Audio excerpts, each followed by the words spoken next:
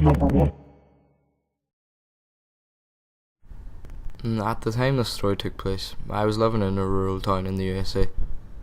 I'm actually British, but I was on a visa which allowed me to work and study.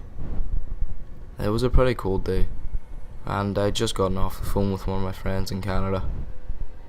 I was in the living room and went to the kitchen to microwave myself some food, but I heard a loud knock at the window.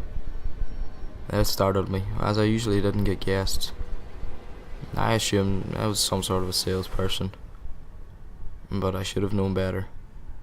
He would have knocked on the door, not the living room window, and the weather was terrible, so there'd be no chance of a salesperson being out.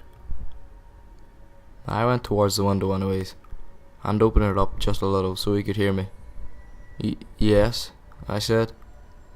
He looked clearly distraught, and in need of help. His t-shirt, it looked like it was originally white, but the dirt just made it look like a disgusting grey colour. His jeans ripped, and I'm pretty sure he was missing shoes.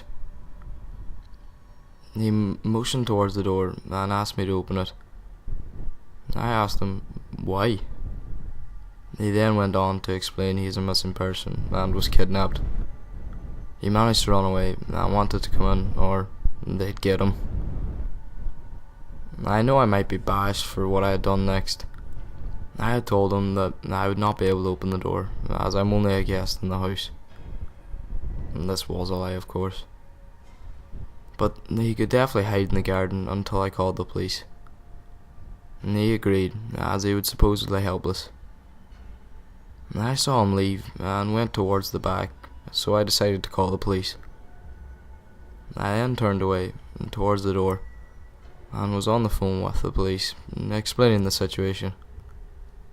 They told me it would take a while for them, because I was so rural and the weather was bad. As soon as I hung up, I heard another bang on the window. I turned around, and startled, I saw him again.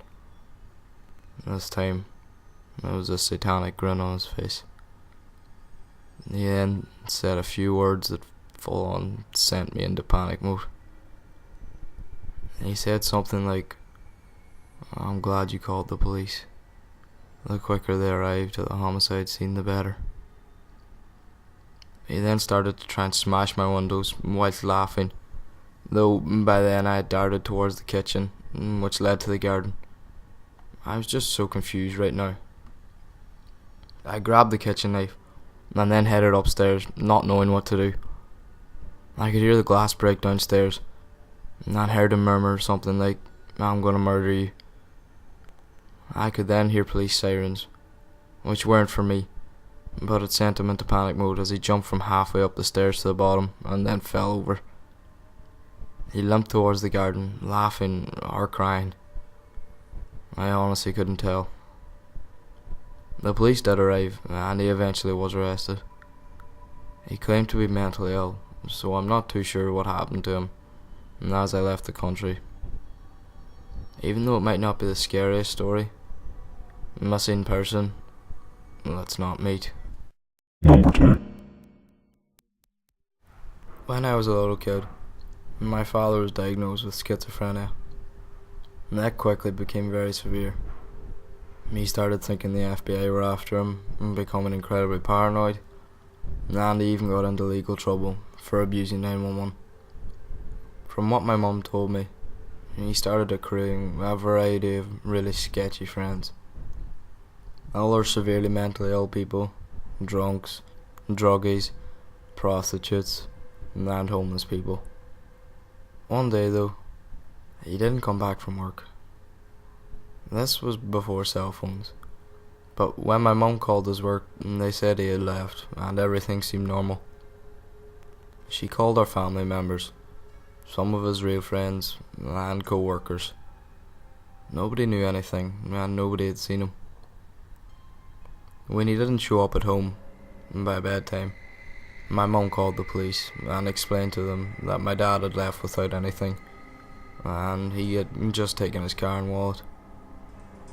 They eventually agreed to allow her to file a missing persons case. His car, it was found abandoned outside a shopping centre 2 weeks later in New Jersey. is 200 miles away from my home now. Since then, there have been no developments. No activity on his credit cards. No family or friends have heard of him. He's considered an endangered missing, and the detective on the case suspects foul play. Fast forward 15 years now. I'm attending college, around 6 hours away from home. Living in a rented house off campus with a few friends. While I'm at class one day, two disheveled looking men, they knock at my door, and in a very polite tone ask for my full name, saying they need to speak to me, that they were friends of my dad. My roommate said they seemed very friendly, and he let them in and asked them a few questions. Who they were, if they wanted to leave a message, how I could contact them when I got home. They gave really dodgy answers though, and kept turning the question back on me. Where was I? Could they get me by cell phone? Was the car in the driveway with the Maryland tag mine? My roommate, he told them to get out of here, and I started getting a horrible vibe from them. Called the police and then slammed the door on them. They immediately bolted. My roommate, he worked with a sketch artist affiliated with the detective on my case. Nobody recognised those guys, and we never saw them or heard from them again.